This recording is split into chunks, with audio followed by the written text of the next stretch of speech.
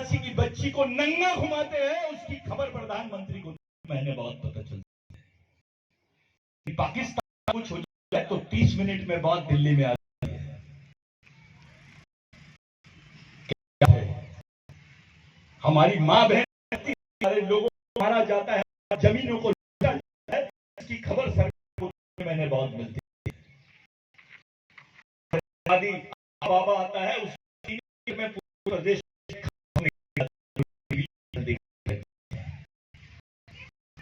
तो एक तो आदि लड़की को घुमाया था, ऐसे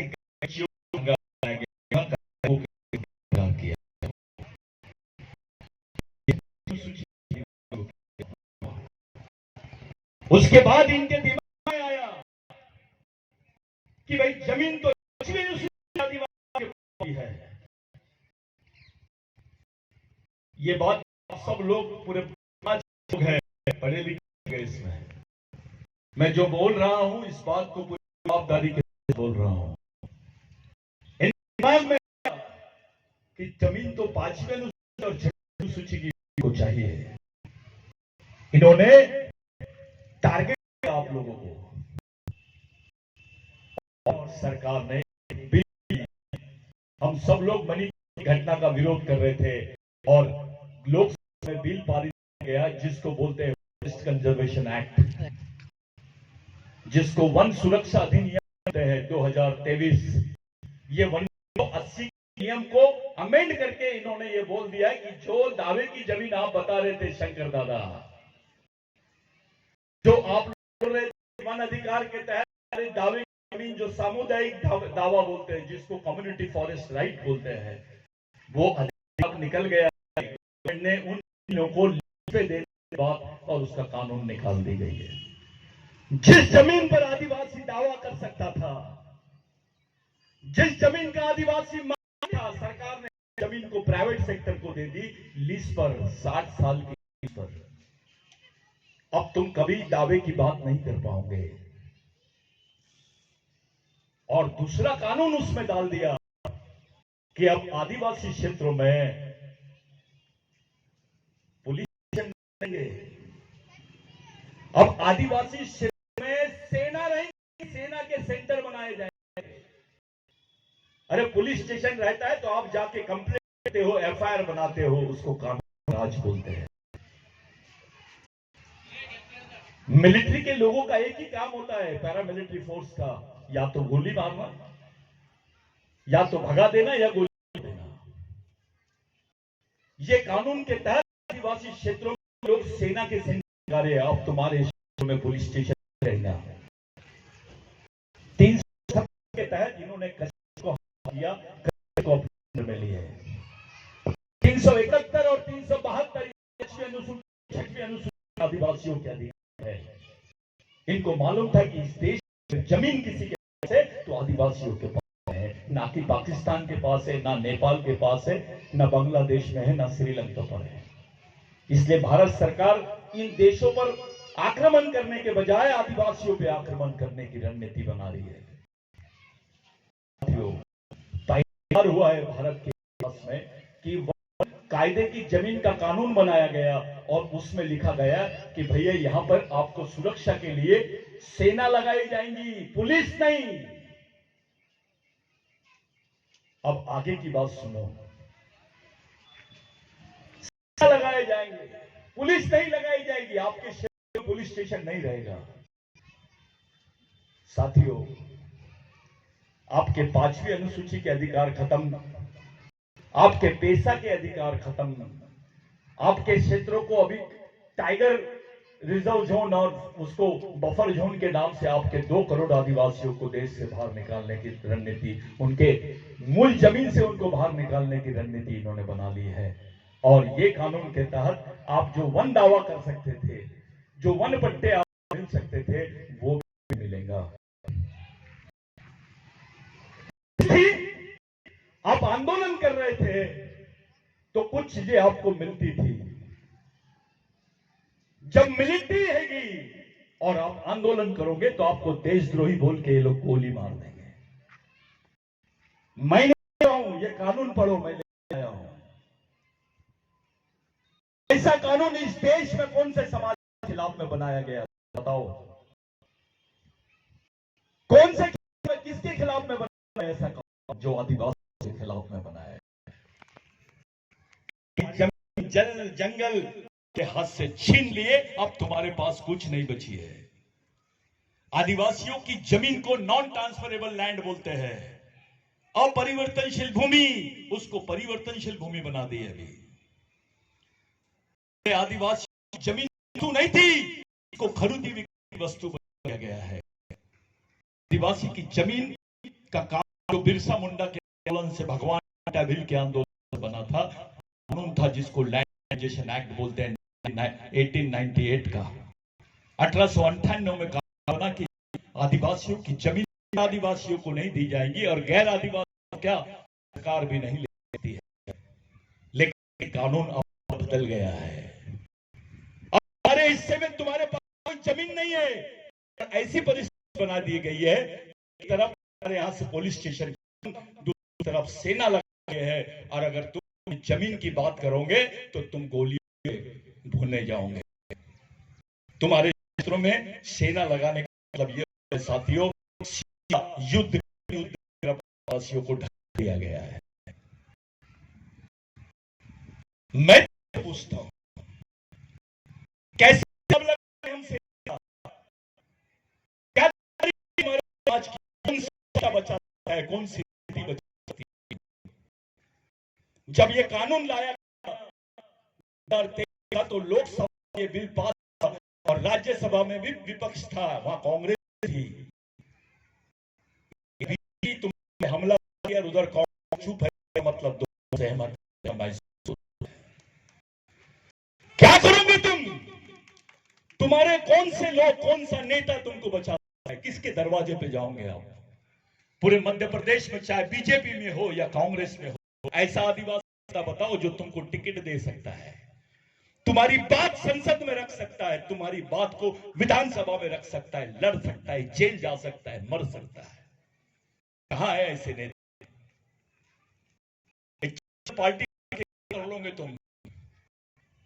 कौन सी लड़ाई? अब तो सेना के सामने हमारा समाज खड़ा है। इस टाइप से लड़ाई लड़ोगे, भरोसे लड़ोगे? क्या है तुम्हारे पास? तुम टूटे हुए हैं। बारे भागता है, बिलाला अलग भागता है, भील अलग भागता है, दरबार भाग रहा है। भील ने बोला, बे तेरा शेख है, तेरी संस्कृति है, तेरा खून है, आज भी एक होना चाहिए। लेकिन ऐसा नहीं हो रहा है। हमको समाज नाम की चीज समझी ही नहीं है, हमको टंटा समझा ही नहीं है। ऑस्ट्रेलिया के आदिवासियों को टंटा भील समझ रहा है, अमेरिका के आदिवासी अभी टंटा भील की बात कर रहे हैं, पाकिस्तान के आदिवासी टंटा भील पे बात कर रहे हैं, लेकिन भारत का आदिवासी टंटा भील को पहचानता ही नहीं है, क्योंकि उसके दिमाग में डाला गया है टंटा भील तो डकैत था। अबे टंटा भील इस देश का बाप था, उसके जैसा किसी इतिहास में कोई आदमी ने नहीं किया है।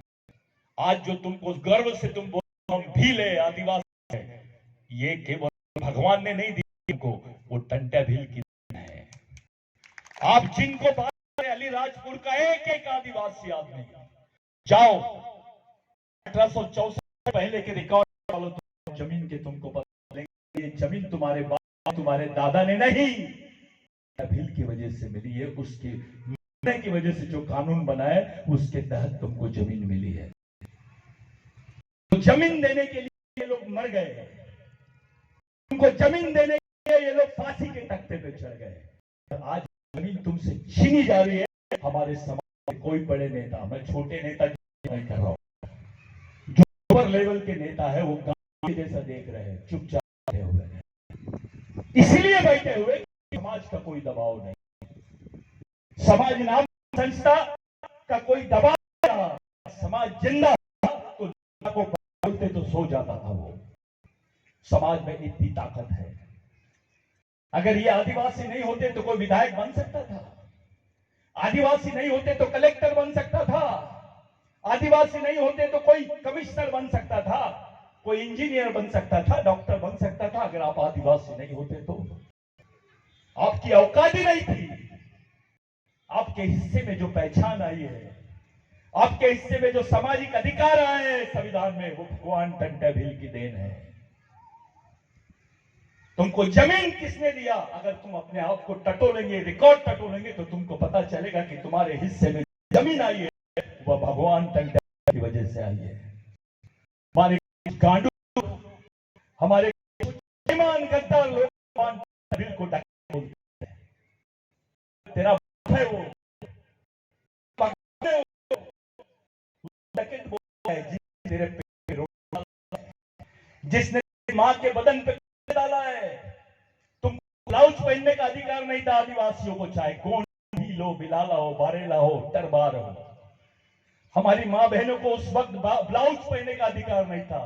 अपना स्तन ढांक नहीं सकती थी हमारी मां बहनें। जब ब्लाउज पहनते थी तो टैक्स देना पड़ता था उसको। उस लड़ाई में टंटा भील ने लड़ा, तब तुम्हारे हिस्से में ये बदन पे कपड़े आए। लोगों को मारा था। 70 ग्राम पंचायत में 70 जमींदारों को एक ही दिन, एक ही समय पे सजा दी गई थी। वो टंटा भील है। टंटा भील मामूली चीज नहीं है। हमने टंटा भील से क्या लिया? पहले तो हमको क्रिमिनल बोलते थे, गुनहगारी जमात। पैदा हुआ आदमी तो गुनहगार बोलते थे उसको। और क्रिमिनल के खिलाफ में साहब कानून था, कहीं पे भी देखो क्रिमिनल ट्राइब को मार दो, लेकिन दूसरा जो मारने वाला रहेगा उसके ऊपर कोई एफआईआर नहीं होगी। इतने सारे भीलों को मारा गया है, लाखों की संख्या में, जिनकी बॉडी भी नहीं मिली उनके ऊपर कोई एफआईआर नहीं दर्ज हुआ। एक तरफ ऐसा कानून कि ब्राह्मण भाइयों को कोई सजा नहीं होगी, और दूसरी तरफ ये कानून कि जहां भील दिखे या गोंड दिखे, बिलाला दिखे, बारेला दिखे, उसको मार दो।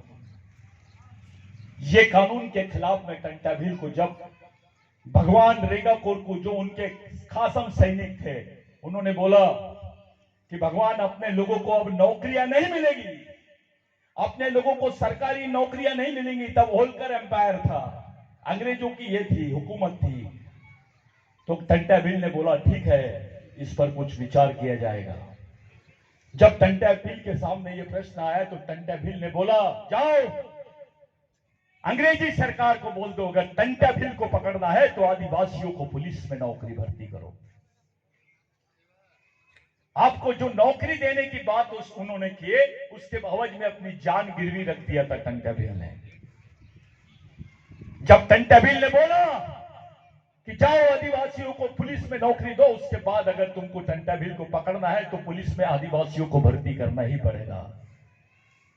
ब्रिटिश गवर्नमेंट यहां से ब्रिटेन गई, और जिस एक्ट बोलते हैं, वंश परंपरागत एक्ट, कि गुनहगार का बेटा गुनहगार, तुम्हारा बच्चा पेट में भी रहेगा तो वो क्रिमिनल ट्राइब था।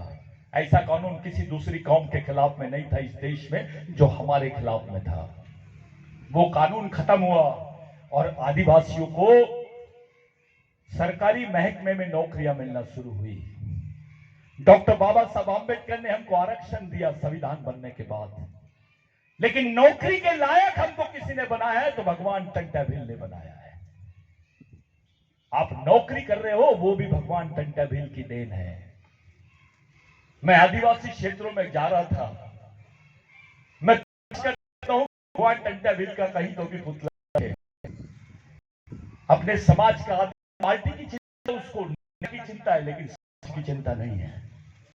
अरे अब तो फंस गए, अब तुम मारे जाने वाले हो, तुम्हारी आखिरी पीढ़ी है ये। इसके बाद कोई जंगल जमीन की बात नहीं करना, कोई भी नेता तुमको बचा नहीं सकता। मैं खुला चैलेंज देता हूं यहां से, अगर कोई नेता बोले कि हाँ मैं आदिवासियों को बचा सकता हूं, तो मैं उसकी चप्पल लूंगा, अपने सर पे लूंगा और सीधा नागपुर जाऊंगा। ऐसी परिस्थिति में आदिवासी फंसा है कि तुम्हारे पास अब तुम्हारी आने वाली पीढ़ी को बचाने के लिए कुछ भी नहीं है। पूरे अधिकार तुम्हारे छीन लिए गए हैं और सेना के हवाले कर दिया आदिवासियों को। ऐसा बिल किसी समाज के खिलाफ में आया क्या पार्लियामेंट में? क्या चाहती है गवर्नमेंट? इसका मतलब साफ है कि सरकार कोई भी रहेगी वो आदिवासियों को ही मारने के लिए बनाई गई है। इसका न्यूज रील जो था वो मणिपुर है। अगर ये घटना मणिपुर में हो सकती है तो अलीराजपुर में भी हो सकती है। आप अपने बाल बच्चों को, अपनी मां बहनों को, अपनी आने वाली पीढ़ी को क्या बताओगे कि जब हमारे अधिकार छीन रहे थे तो मेरा बाप गांडू बन के घर में बैठा था, मेरा पढ़ा लिखा साथी, मेरे समाज के पढ़े लिखे लोग हाथ पर बांध के अगरबत्ती लगा रहे थे। जब हमारे अधिकार छीन रहे थे तो हमारे नेता पार्टियों की गुलामगिरी कर रहे थे। जब हमारे अधिकार खत्म हो रहे थे तो हमारे समाज के पढ़े लिखे युवा बेखूबी भरे काम कर रहे थे। किसी को धर्म का नशा है, किसी को पार्टी का नशा है, किसी को जाति का नशा है। अबे बचेगा नहीं तो क्या करेगा?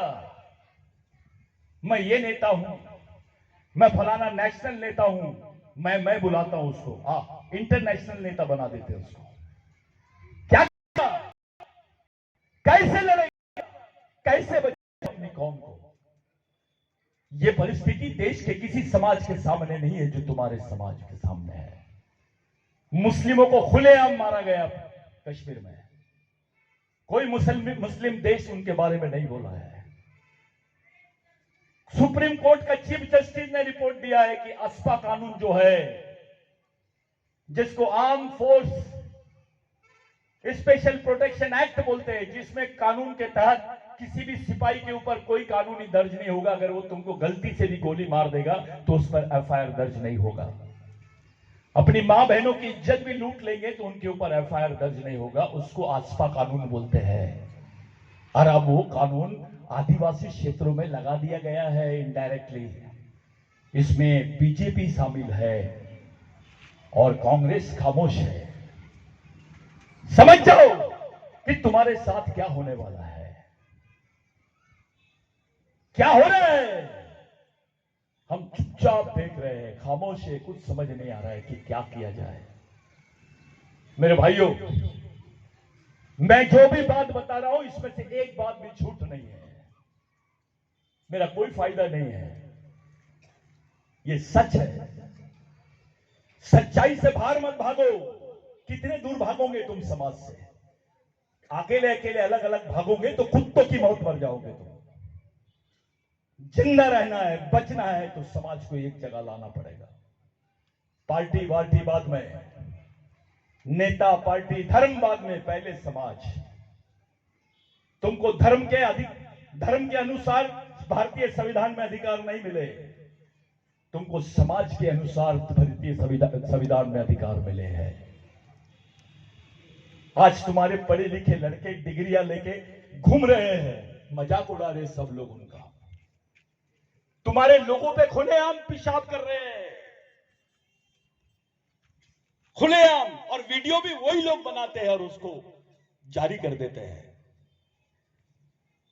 आज हमारे समाज के पुरुष पे इन्होंने पेशाब किए, कल हमारी महिलाओं पे पेशाब करेंगे तो कैसा लगेगा? बताइए कैसा लगेगा? एक तरफ नंगा घुमाने का पिक्चर और दूसरी तरफ हमारी महिलाओं पे पेशाब करने का पिक्चर। थोड़ा सोचो कैसा लगेगा? कहां है तुम्हारा समाज? अरे मध्य प्रदेश में 32% आदिवासी है, लेकिन किसी भी चुनाव में आदिवासियों को अलग करके इलेक्शन होता है इस देश में। तुमको बेच दिया जाता है, तुम्हारे नेताओं को, अपना बीजेपी का नेता रहे या कांग्रेस का नेता रहे, उसकी किसी भी पार्टी में, किसी की भी पार्टी के ऊपर कोई पकड़ नहीं है, उनको कोई पूछता नहीं है। उसका मुख्य कारण है कि समाज एक जगह नहीं है। कौन सा नेता है, किसके दरवाजे पे जाना है? चलो बताओ। बीजेपी के नेता का नाम लो, कांग्रेस के नेता का नाम लो, आदिवासी नेता का, जो हमारे लिए लड़ सकता है क्या? जब कोई नहीं है तो क्या करोगे तुम? ये लड़ाई तुमको लड़नी पड़ेगी। ये जो युवा खड़े हैं ना, इनको गांडू मत बनाओ, इनको लड़ने वाला बनाओ, क्योंकि इनको लड़ना सिखाओगे तो ही जिंदा रह पाएंगे। बच्चा तुम्हारा है, उसके दिमाग में सोच दूसरे की है। वो तुम्हारे मर्जी से नहीं जी रहे हैं, वो दूसरों की सोच के हिसाब से जी रहे हैं। बच्चा तुम्हारा, लेकिन उसके दिमाग में जो कैसेट है दूसरे की है। तुमको वो पिताजी नहीं बोलता है, लेकिन सामने वालों को परम पूज्य पिताजी बोलता है। परम पूज्य महाराज। कौन सा महाराज आदिवासियों को जमीन दिया है, थोड़ा बताओ। कौन सी पार्टी ने आदिवासियों को जमीन दी? कौन से नेता ने आदिवासियों को जमीन दिया है? सब लोगों ने गद्दारी की है हमारे साथ में। इसलिए किए क्योंकि सामाजिक व्यवस्था नहीं है। उम्र में ये वेद इसको उसको आरएसएस में भेजता है। उनके कार्यकर्ता का संग है। जज भी रहेगा तो चड्डी पहन के जाता है। इस देश मुस्लिम बच्चे को मदरसा में भेजता है। वो उसके हाथ में कुरान देता है, उसको बताता है कि बेटा ये तेरे जीने और मरने का रास्ता है, इसको लेके चल। उनके मस्जिदें चलते हैं, उनके मदरसा चलते हैं, उनके कॉलेज चलते हैं, स्कूलें चलते हैं, दवाखाने चलते हैं, आईटीआई चलते हैं। उस कौम का चुनने वाला तो उसको प्रोटेक्शन मिलता है। क्रिश्चियन भाइयों को देखिए, उनके 6 साल की लड़की से लेकर 16 साल की लड़की नन बन जाती है। वो समाज के लिए काम करना शुरू करते हैं। उनके चर्चेस चलते हैं, उनके स्कूल है, कॉलेजेस है, इंस्टीट्यूशंस है। वो अपने बच्चे को बताते हैं बेटा ये बाइबल है, तेरे जीने मरने का साधन है। बौद्ध भाई जिनको पानी नहीं पिलाया जाता था, जो बाबा साहब की सोच को लेकर खड़े हैं, वो अपने बच्चे को बोलता है बेटा ये बुद्ध और उसका धम्म है और ये बाबा साहब है, ये प्रेरणा लेके तेरे को जीना है, यही प्रेरणा लेके तेरे को मरना है। उनके बौद्ध विहार है, उनका सेंटर चलता है। नागपुर के दीक्षा भूमि से जो ऑर्डर निकलता है, देश के पूरे दलित बौद्ध भाई उसको मानते हैं। किसी ने आपको पूछा कि आपके समाज का चालक पालक और मालक कौन है, क्या जवाब दोगे तुम? किसके विचारों पे चलता है ये समाज? कौन तुम्हारे रहनुमा है, कौन तुम्हारे संरक्षक है? तुम्हारा बच्चा तुमसे पूछेगा कि मैं कौन हूं इस देश में, मेरा इतिहास क्या है, मेरे दोस्त कौन है, मेरे दुश्मन कौन है? क्या दोगे तुम? तुमको पूछेगा मैं कौन सी किताब पढ़ूं। एक किताब भी दे नहीं सकते हम अपने बच्चों को। यह हालत है हमारे समाज की। ये मैयत में 100 लोग दिखाई देते हैं और शादी में 1000 लोग। कोई बाबा आएगा तो लाखों आदिवासी जाते हैं, लेकिन समाज पर कोई बात होती है 1000 भी नहीं दिखाई देते हैं। कैसा समाज है ये? इतना बेईमान समाज। हम अपने ही शहीदों के साथ में, अपने ही भगवानों के साथ में बेईमान हो गए हैं। हम खुद गद्दारी कर रहे हैं, किसी दूसरे की तरफ उंगली करने की जरूरत नहीं है। साथियों, पूरे देश में सबसे ज्यादा नजर आदिवासियों पर है। पाकिस्तान बोलता है कि पाकिस्तान में आदिवासी रहते हैं। अब अंतरराष्ट्रीय स्तर पे थोड़ी 10 मिनट बात करेंगे, आप सुनेंगे कि नहीं? हाँ। पाकिस्तान बोलता है कि पाकिस्तान में आदिवासी रहते हैं। दादा, नेपाल बोलता है कि नेपाल में आदिवासी रहते हैं। बांग्लादेश बोलता है कि बांग्लादेश में आदिवासी रहते हैं। और ये तीनों देश भारत से निकले हुए हैं, लेकिन भारत नहीं बोल रहा है कि भारत में आदिवासी रहते हैं। ये अभी भी सरकार ने हलफनामा भेजी है संयुक्त राष्ट्र संघ में कि भारत में आदिवासी नहीं है।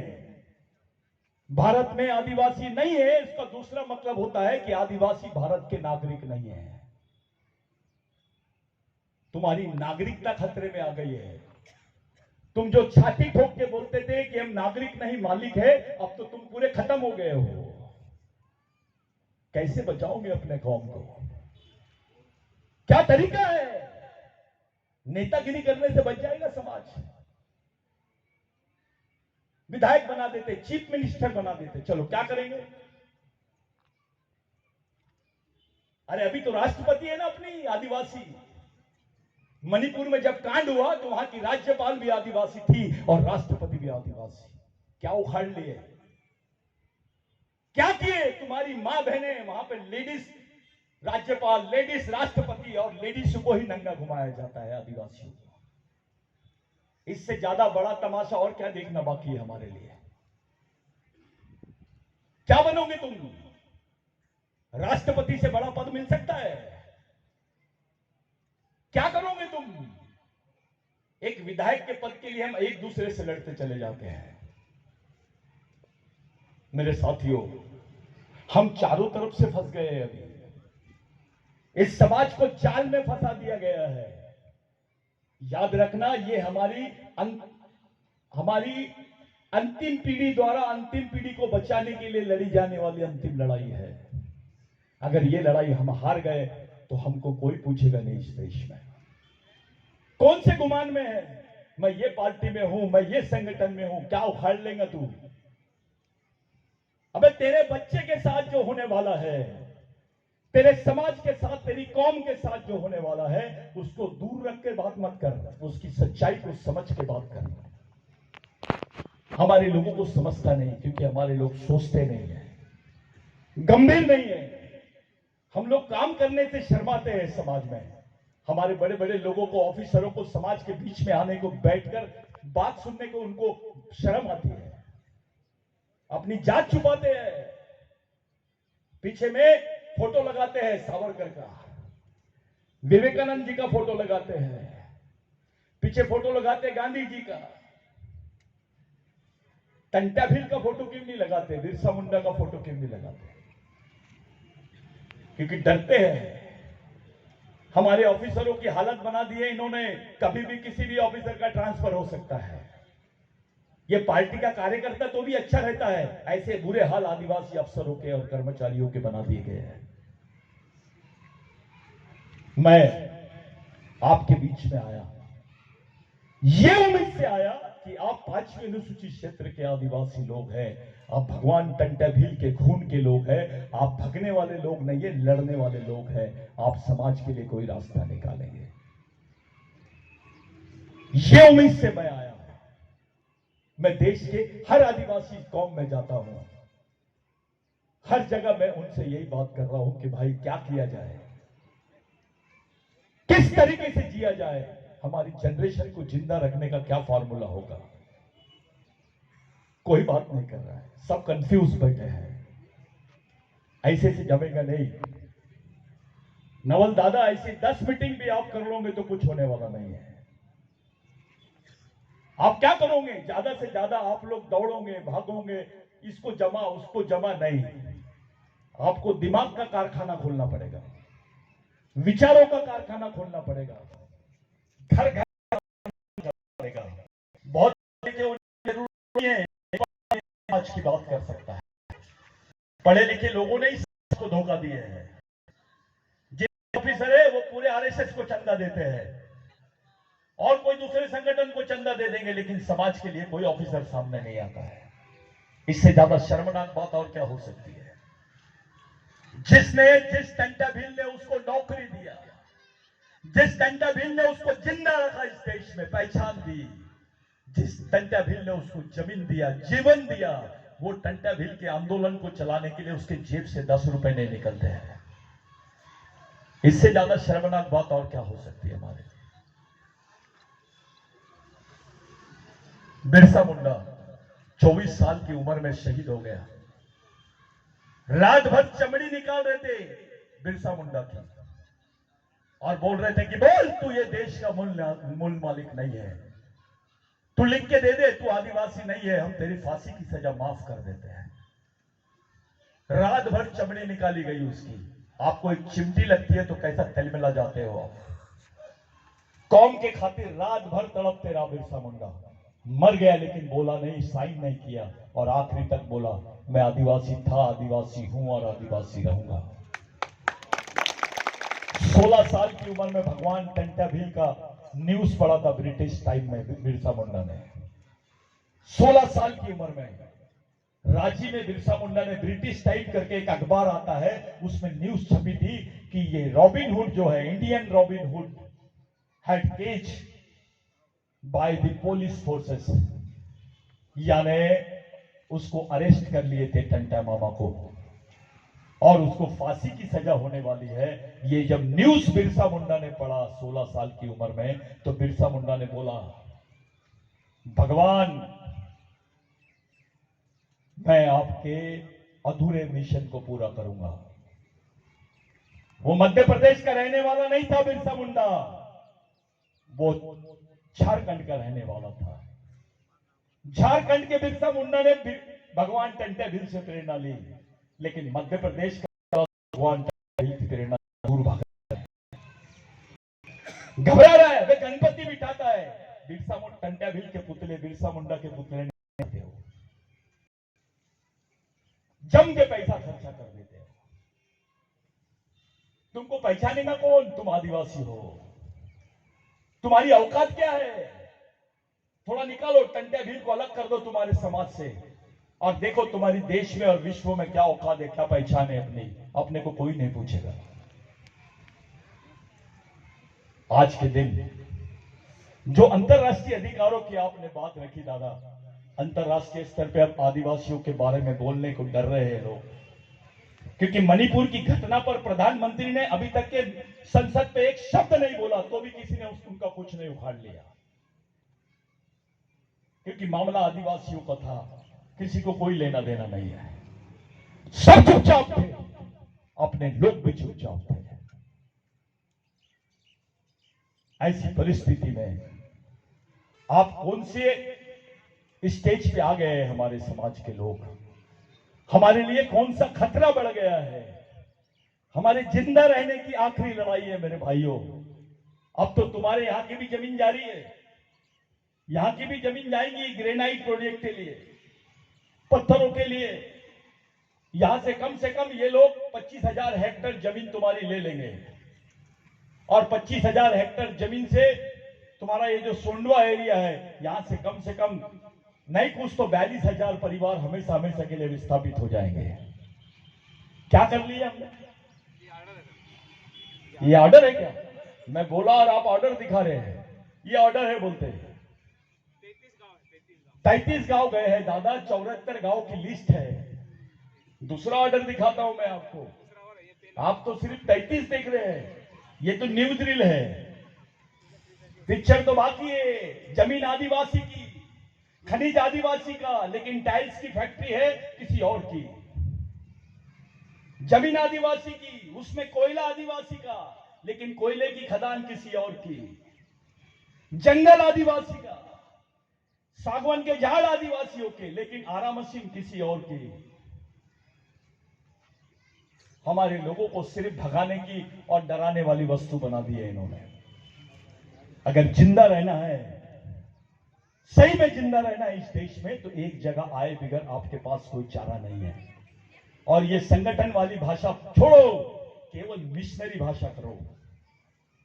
तुम कोई भी पार्टी में होंगे, किसी भी संस्था में होंगे, उससे कोई लेना देना नहीं है। समाज के लिए क्या है, ये महत्वपूर्ण बात है। आज के दिन आपके लिए, मेरे लिए बहुत महत्वपूर्ण दिन है। आज 22 तारीख है, शायद आपको मालूम नहीं, 22 तारीख के दिन पहला हलफनामा निकाला था भगवान टंट्या भील ने, 22 सितंबर के दिन। उसको बोलते ना आप लोग, ये ग्राम सभा 1 लाख सभा का मालिक था टंट्या भील। 1 लाख। भारत में नहीं, विश्व में ऐसा आदमी नहीं है जिसने पूरी व्यवस्था के खिलाफ में अपने को खड़ा कर दिया। जब भगवान टंट्या भील को गिरफ्तार किया गया, तो उनको बताया कि भैया ये तेरी बहन है, तेरा भांजा है। उनको पहचान नहीं पाया टंट्या भील, क्योंकि 22 साल के बाद में अपनी बहन, जो उसकी जवान थी कभी, वो बूढ़ी हो गई थी। जो भांजा उसका छोटा था, 1 साल का, जवान हो गया था, वो भी टंट्या भील को नहीं पहचान पा रहे थे। ऐसी हालत किन लोगों की होती है? आप अपने बेटे को बोला मेरे लिए फांसी की सजा ले ले। आपकी लड़ाई जो आपका बेटा नहीं लड़ सकता, जो आपका सक्का खून का आदमी नहीं लड़ सकता, वो लड़ाई भगवान टंट्या भील ने हमारे लिए लड़ा है। आखिरी वक्त जब भगवान टंट्या भील को बोले, तो आप किसको देखना चाहते हो? तो उन्होंने बोले टंटा भगवान ने बोला मैं अपने भगवानों को देखना चाहता हूं। तो अंग्रेजों ने उसके सामने ब्रह्मा की फोटो लाए। तो टंटा भील ने बोला ये भगवान नहीं। फिर अंग्रेजों ने उनके सामने और कोई दूसरे भगवान की फोटो लाए, बोले ये भी भगवान नहीं। फिर जीसस क्राइस्ट की फोटो लाए, बोले ये भी भगवान नहीं। और बाकी फोटो लाए, बोले ये भगवान नहीं। तो भगवान कौन? तो बोले मैंने जिनके लिए जिया, जिनके लिए मैं मरने वाला हूं, वो मेरे भगवान, यानी मैं आखिरी समय मेरे समाज को देखना चाहता हूं। ऐसी बात किसने किया है इतिहास में? तुम्हारे खातिर, हमारे खातिर। यह है मिशन। यह टंटा भील का मिशन है, बाबूराव शर्मा के का मिशन है, राघोजी भांगरे का मिशन है, तिलका मांझी का मिशन है, बिरसा मुंडा का मिशन है। यह हमारे शहीदों के विचारों का मिशन है। राजा का बेटा राजा नहीं और नेता का बेटा नेता नहीं। समाज के गरीब आदमी का भी बच्चा समाज का नेतृत्व करना चाहिए, इसलिए यह मिशन बनाया है। नेताओं के विचारों से समाज नहीं बचेगा, समाज शहीदों के विचारों से बचेगा। कोई नेता, कोई पार्टी हमारे बारे में सीरियस नहीं है। गलत फहमी में मत रहो और कसाई से जान की भीख मत मांगो। आप बचने वाले नहीं हो। बचना है तो लड़ना ही पड़ेगा तुमको, दूसरा कोई रास्ता नहीं है। और इतिहास गवाह है, चाइना में जैसे मारा गया, जापान में जैसे मारा गया, और ये वर्तमान सरकार तो हिटलर से ले रही है, जैसे जर्मनी में मारा गया वैसे इस देश में आदिवासियों को मारा जाएगा। और ये परिस्थितियां और ये चित्र बनाने में ये लोग सक्सेस हो गए हैं। आदिवासियों को एक ऐसे जाल में फंसा दिया गया है कि अगर वो अपने अधिकारों की भी बात करेगा तो देशद्रोही कहलाएगा। ऐसे परिस्थिति में हमने समाज की बात की है। बहुत अच्छा आप लोगों ने आयोजन किया है, लेकिन सवाल यह है कि आगे क्या किया जाए, कौन से रास्ते से चला जाए, कौन सा रास्ता हमारी कौम को बचा सकता है, कौन सा रास्ता हमारी लड़ाई के लिए सही रहेगा। यह बात खुलेआम नहीं होगी, यह बात बंद कमरे की है। आप तमाम लोगों ने मुझे बुलाया, मेरी बात को सुने, इसके लिए मैं आपका धन्यवाद देना चाहता हूं। लेकिन मैं आपसे जाते जाते दो सवाल करके जाता हूं। आज जैसे हम लोग संगठन में बटे हैं, पार्टियों में बटे हैं, इसके आधार पे आदिवासी अपने आप को बचा पाएगा क्या? हाँ या नहीं? अगर आपको बचना है तो सामाजिक रूप से एक जगह आना पड़ेगा, अपना एक मिशन खड़ा करना पड़ेगा। मेरे लिए, आप तमाम लोगों के लिए यह प्रश्न बहुत गंभीर है। ऐसी भयानक परिस्थिति किसी दूसरे कौम के साथ में नहीं है जो आपके साथ में है। मेरे लिए आज का दिन बहुत महत्वपूर्ण है साथियों। आज के दिन हम लोग पूरे समाज को लेकर एक अलग मंथन की तरफ जा रहे हैं। ये किसी चुनौती से कम नहीं है हमारे लिए, आपके लिए। आज का दिन, जिस समय आप लोगों ने इतना सुंदर प्रोग्राम ऑर्गेनाइज किया है, इतना अच्छा कार्यक्रम आप लोगों ने आयोजित किया है, मेरी नजर में आप तमाम लोगों से विनती है कि आप लोग जो बताई गई बात है, जो बताया गया परिस्थिति है, उसकी सच्चाई को समझो, उन बातों को समझो और आगे का रास्ता आप लोग बना लो। मैं तमाम लोगों से विनती करता हूं, आप लोग एक गंभीर माहौल में समाज को सोचने की कोशिश करो। एक गंभीर माहौल बना के हम समाज में काम करें। कोई रास्ता हम लोग निकाल सकते हैं क्या? कोई रास्ता हम लोग अपने समाज के लिए बना सकते हैं क्या? ये बात आप लोग दिमाग में रखिए। मैंने जो बात आपको बताई है उसमें थोड़ी भी गलत बात अगर मैंने आपको बताया होगा तो मैं गुनाहगार हूं। अगर उन परिस्थितियों में हमारे सामने कोई दूसरा रास्ता या कोई मार्ग बचता है तो आप लोग बताइए। आज के दिन हम सब लोग एक अच्छे माहौल में सोचना शुरू कर रहे हैं। सार्वजनिक रूप से जिस बात को हम लोग रख नहीं सकते हैं उन बातों को मैंने रोका हूं। जो बातें आपसे मैं सार्वजनिक रूप से कर सकता हूं उन बातों को रखने की कोशिश किया। कोई बात मेरी आपके दिल पे लग गई होगी या बुरी लगी होगी तो उसके लिए माफी। पूछना चाहता हूं, आप करना चाहते हो या भागना चाहते हो? साथियों, एक बात तुम्हारे दिमाग में और डाल देता हूं कि इस देश में सिटीजनशिप एक्ट बनाया गया है।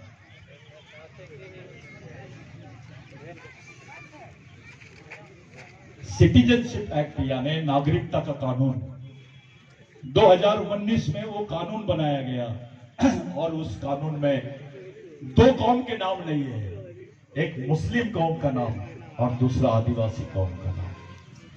यह बहुत बड़ा षड्यंत्र आदिवासियों के साथ में हो रहा है, क्योंकि पाकिस्तान में भी आदिवासी रहता है, वो भी हमारा रिश्तेदार है। बांग्लादेश में भी आदिवासी रहता है, वो भी हमारा रिश्तेदार है। नेपाल में भी आदिवासी रहता है, वो भी हमारा रिश्तेदार है।